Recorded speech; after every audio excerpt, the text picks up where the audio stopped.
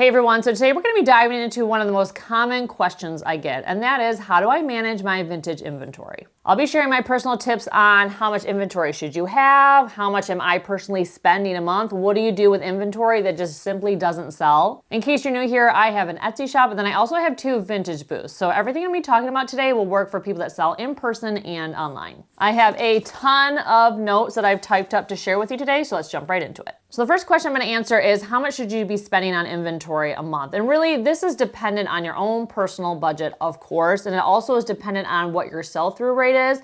So how often you're turning over inventory. If you're going through a lot of inventory all the time, you're going to need to keep buying, obviously within reason, to be able to have enough inventory to sell again. So for me personally, I usually cap my budget at $1,000 a month. And when I did all of my accounting and tax stuff for last year, that was about what I was spending. So that's what I carried over into this year. So $1,000 a month usually is good for me in terms of making sure that I'm having enough inventory largely to make the amount of money that I want to make. And that's the other thing you need to consider as well. If you have a certain amount of money you want to make in sales, you need to have enough inventory to reach that sales goal. So for me personally, $1,000 a month is really like a good like max point for me right now in my business. And that's something that I can manage personally with my own budget. And so that's what I usually shoot for. Sometimes I'm not spending that much because sourcing might be like more dry. And other times I'll go to a market and then I'll drop,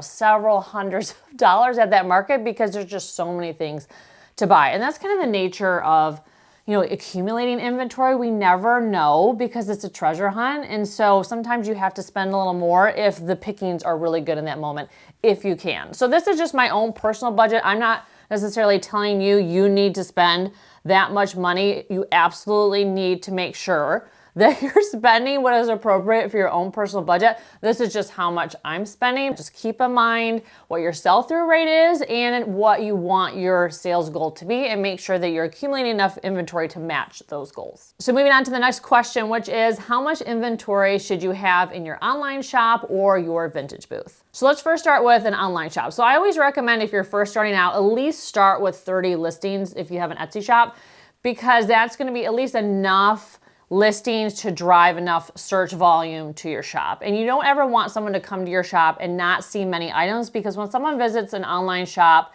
especially a new online shop, and there's not many things listed, they don't have many reviews or sales, it signals to the potential buyer that that person may not be taking their business seriously. And if they do buy from you, you may not ship the item out because you may not even be paying attention to your shop. So I always recommend you at least need to have 30 items when you're starting out. Ideally, you're having 100 items or more at any given moment. That's kind of my recommendation. Obviously, the more you have in your shop, the more search volume is coming your way, because you have several items that are relevant to several different types of keywords. And so when someone is on Etsy or eBay and they're typing in their search inquiry, then you have several items that appeal to several different people doing tons and tons of different searches. Hopefully that makes sense from like a search engine optimization perspective. I have a marketing background, and so I can very easily get lost in the weeds on search strategies. But anyways, you want to make sure you have enough listings in your shop to get enough eyeballs to your shop or your store or wherever you're selling. I would say at least 30 when you're starting out, 100 or more is better as you get more established. Okay, so we're gonna shift gears to a vintage booth. So how much inventory should you have if you have a vintage booth? Well, that really is dependent on the size of your space. But as a rule of thumb, you need to look around your space, and if you sold half or more of that inventory, would you even make rent, firstly? And would you even make any money after that? Because I will go to antique malls and I will see vintage booths, and they will be sparse. They barely have anything in it. And I think to myself, if they sold every single item in this space, they still probably wouldn't cover rent, and they certainly wouldn't be making any money. Do you even have enough volume in there to make any money? And that's something I feel like not a lot of people think about. I think a lot of people are very aesthetically driven. I know that can be something that happens here because Portland is very design focused. We have a lot of people that love minimalism because mid-century decor was super popular. And so some of the booths are so aesthetic, and they're more so I feel like magazine driven versus like customer driven. And you go to it and you're like, this looks amazing.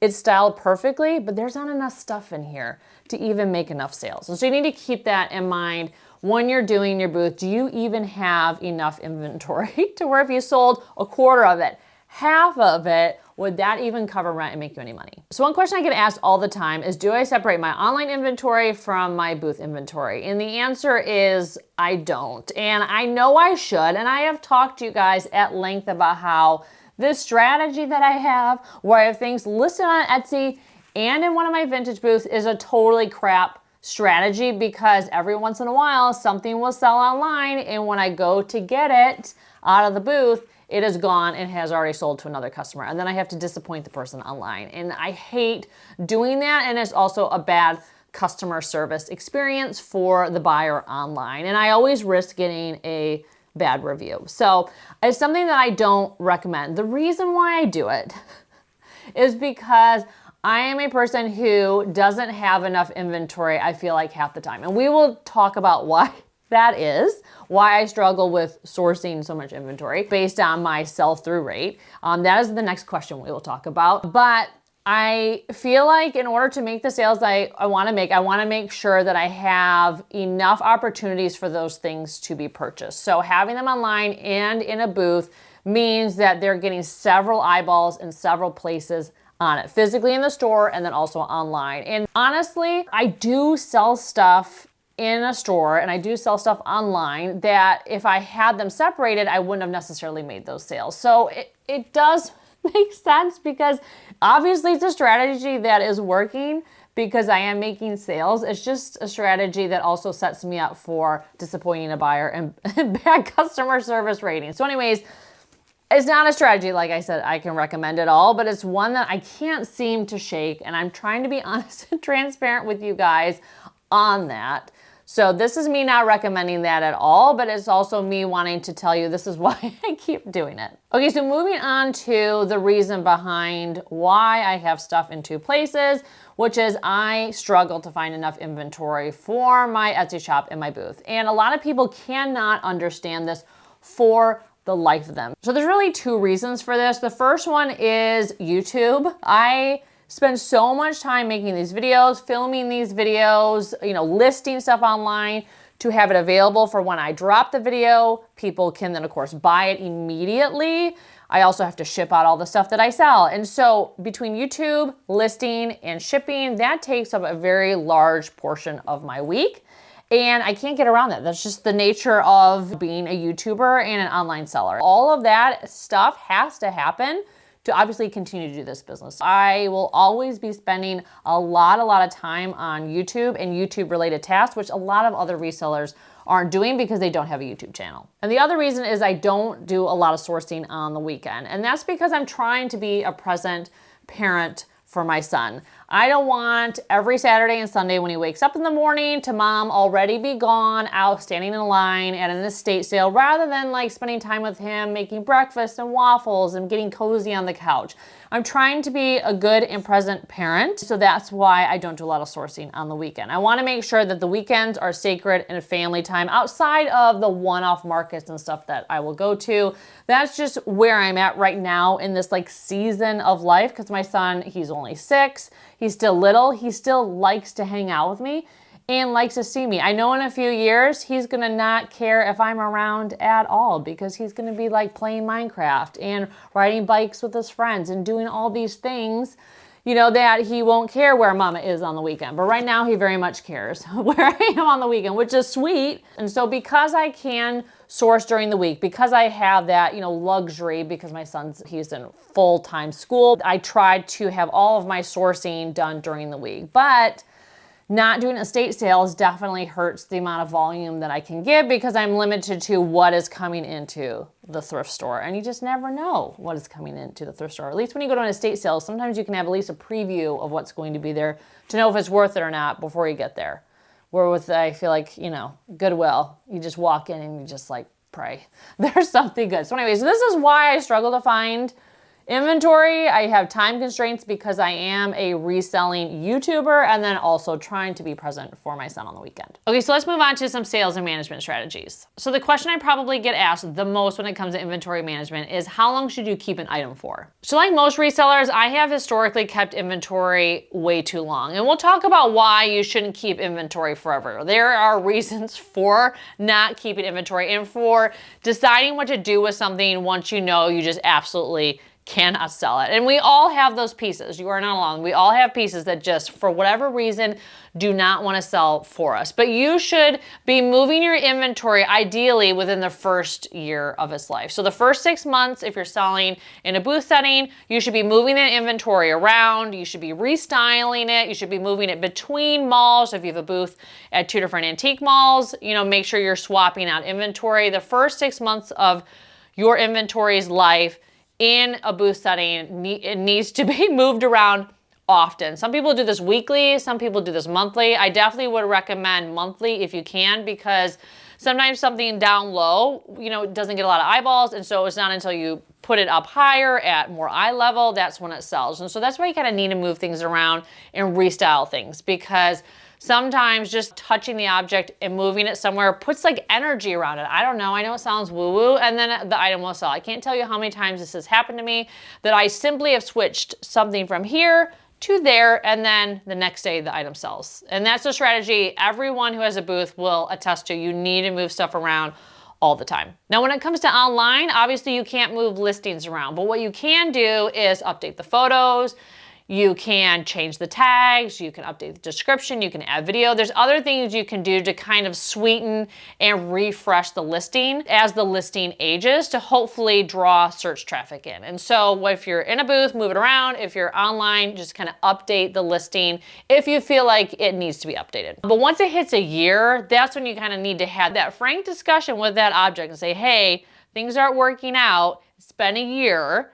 We need to decide what we're going to do with you. And now if that piece is a great marketing piece for you, because there are certain objects that we have that are either really high ticket or really interesting, but there's not necessarily a buyer for them in terms of the way that they look. Like something that's very statement that wouldn't appeal to everybody, but it definitely draws people in. And so we all have those things in our booth, in our shop, these like standout pieces that may not sell for you, but they help market your business for you. So if after a year that piece seems to be the one that everyone comes into your booth for and touches, then that's a piece you can keep for longer because it's fulfilling another role for you as a marketing function for you. Same thing goes for online. There are some things online, like I have listings for that for whatever reason, it is not selling, but is driving so much traffic to my shop that I'm going to keep it because the keywords for it are really strong. And I'm hoping that once someone comes in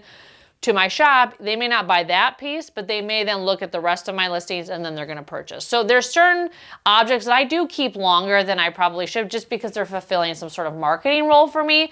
But if that piece, there's like no good reason why it hasn't sold and it's just like, you're probably never gonna sell for me, that's when you need to think about figuring out what its next phase of life is, and we'll talk about those options. Okay, so here's some sales strategies in order to get a piece to move. So after like 6 months, it hasn't sold, you can obviously decrease the price. If you decrease the price on something, I would absolutely recommend if it's in a booth that you redline it. Don't use a matching like pen color to exit out. That won't signal to someone that there's a price change, but a red line does signal to someone that they might be getting a good deal. And so that's why a red line is definitely preferred to a new tag, because I know some people when they reduce the price, they will put on a new tag. I wouldn't recommend that, or they'll just X off with their pen, and I wouldn't recommend that. Either do a red line. That definitely, if you're gonna reduce the price, like why not scream it like you're gonna get a good deal, like this is on sale.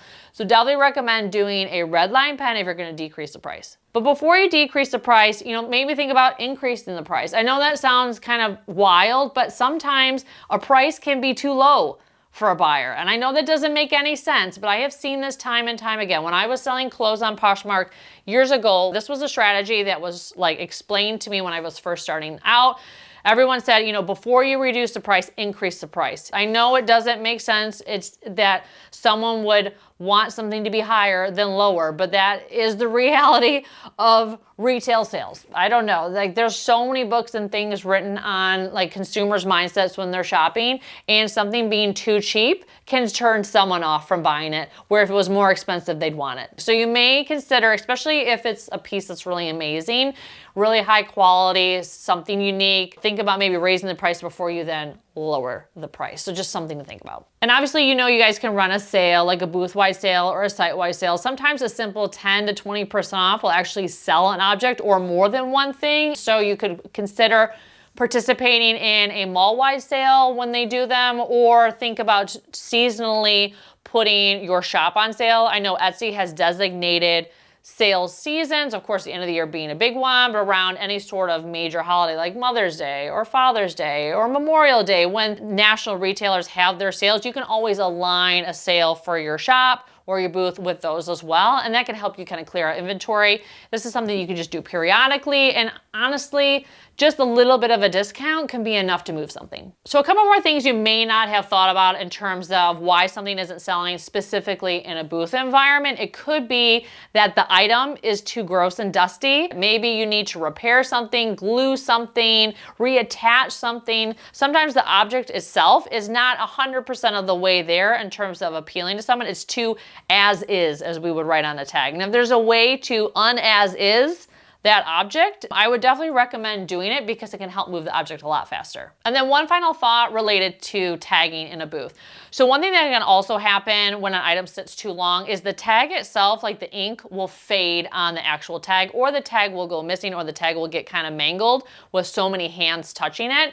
And so I definitely will re-tag stuff when I notice that the ink is faded or it's been folded or stomped on, because nothing signals to someone that a piece has been there forever like a faded tag or a mangled tag. And sometimes just that can turn someone off, because like, oh, this piece, nobody wants it clearly because it's been here forever and it's just been manhandled. And so sometimes that can turn off a buyer. So there's other things that can go into why something isn't selling outside of price and where it is, but these other little tweaks you want to look out for before you start running sales, slashing prices, and then donating the object because you're like, oh, you're dead to me, but really all you needed was a good dusting. So now I want to talk about why it doesn't make sense to keep your inventory forever. If you sell online like Etsy, you're paying a listing fee. That 20 cents over time can absolutely add up, especially if you have that piece listed 4 years. And think about how many listings you have total in your shop. If you have hundreds of listings costing you 20 cents every few months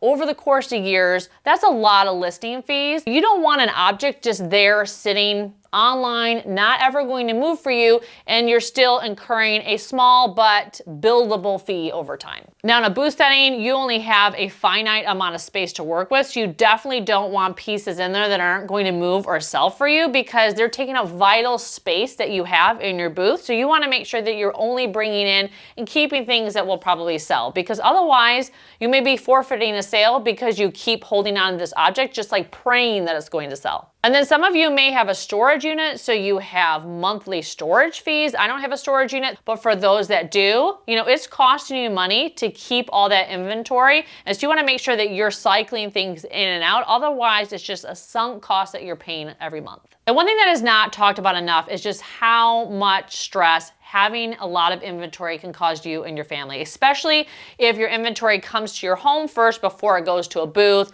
or a storage unit or listed online. If you store a lot of your inventory or process your inventory in your home, your family has probably been stressed out by inventory. And I feel like that's something that's a bit of a dirty little secret when it comes to our profession. A lot of people aren't talking about how just having all this inventory in your physical environment is causing stress for you and your family. And so you don't want to just keep accumulating, because that just is going to exacerbate the problem even further. So that's another reason you want to make sure that you are getting rid of and having a frank discussion about your inventory and how long you keep it, because you don't want it to just balloon up to where it's really offsetting, you know, your family routines, your family environment, and the happiness of the home. That is a real thing. That is definitely a real thing. It's something that Many people feel shame over. I have felt shame about that too when I'm in a chaotic moment and there's just a lot of stuff in my home.